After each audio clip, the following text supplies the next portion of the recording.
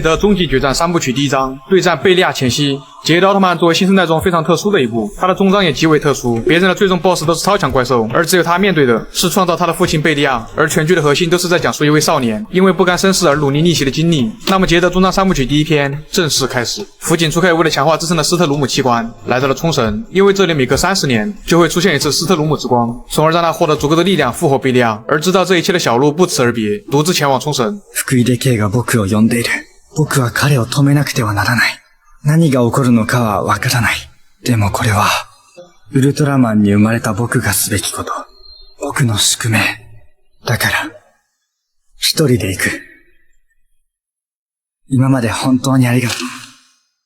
经过分析之后，莱叶他们准备前往冲绳寻找小鹿，而摩亚和令人则留下来分析资料。另一边的小鹿还在到处碰壁。之后，福井出 K 利用幻影讲述他的身世。ストルムは美しい星だった。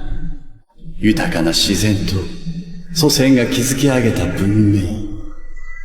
だが全ては破壊された。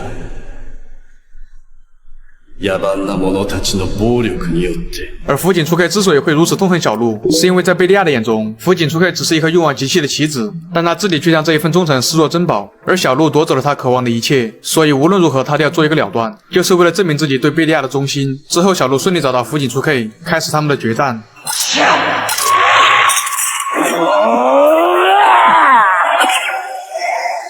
恩怨局依旧是佩丹尼姆杰顿对战捷德。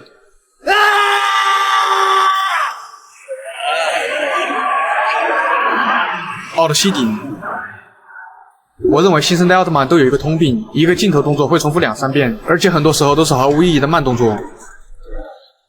空臂接西顶，捷德原始形态打架真是猛，动作非常狂野，直接一个下潜抱摔，一顿拳打脚踢。也是很符合小鹿平时的状态，因为他基本上没有专业的格斗训练，所以打起来就是最原始的战斗方式。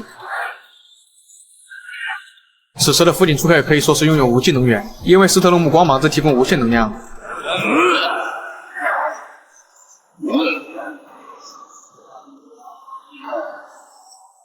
奥特扔石头也是很少见啊。佩丹尼姆火花。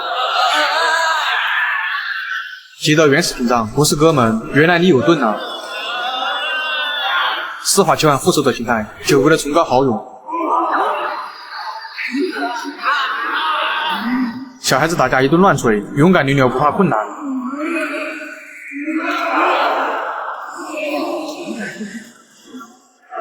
捷德之爪，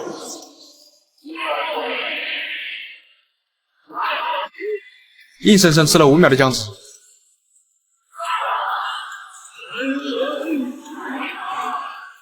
佩丹尼姆燃烧，直接硬扛，加大功率，依旧赤别之爪。打不过怎么办？那就直接切换概念神中皇形态。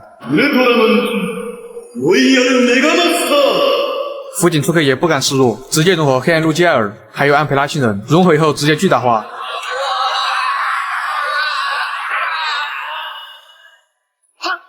佐菲之力，但是没用。注意此时胶囊的力量已经远远超出了福井出 K 能够承受的范围。斯特鲁姆将安培拉星人全力一击，被捷德轻松躲掉。那接下来迎接他的就是概念神之力，从不赤别光线。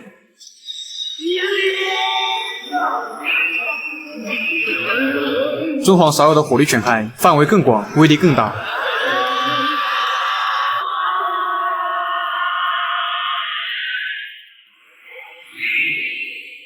这里其实很疑惑啊，老 K 的自动屏障和闪避都没用过，难不成是融合了安培拉星人以后，也继承了他原地等死的技能吗？最后福井出 K 被成功打败。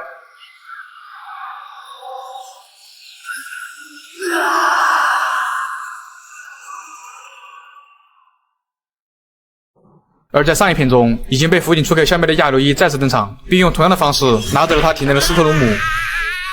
原来从亚流伊出现以后，贝利亚就一直在。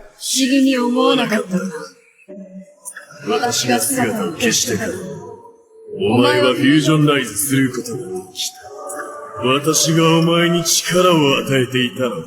ずっと。而之后就回到宇宙吸收能量恢复身体。即便福林出克已然被抛弃，但他的心中依旧想着贝利亚。お前たちに何がわかる？あのお方と一つになれた。これ以上の喜びがあるか？最后完成了他的使命。那么接着3部曲第1篇结束。リク、一人で行くなんて言わないで。あなたは彼とは違う。あなたは一人じゃない。本集是终章的开篇，也是小鹿主线的结尾，更是全剧非常重要的转折点之一。它表面上是一场宿命的对决，实则埋下了大量决定最终走向的关键伏笔和细节。本集同时也揭晓了亚流一才是隐藏最深的棋手，贝利亚一直以他的身份潜伏在福井出 K 身边，这也解释了为什么在上一篇中他拿到胶囊后会交给福井出 K， 除了帮助福井出 K 以外，也为最后贝利亚的进化埋下一个巨大伏笔。虽然在前几集中他的剧情很乱，但好在从本集开始正式进入终章，继续延续集的主线及时止损。那么接着终章3部曲第1章结束，我们下期见。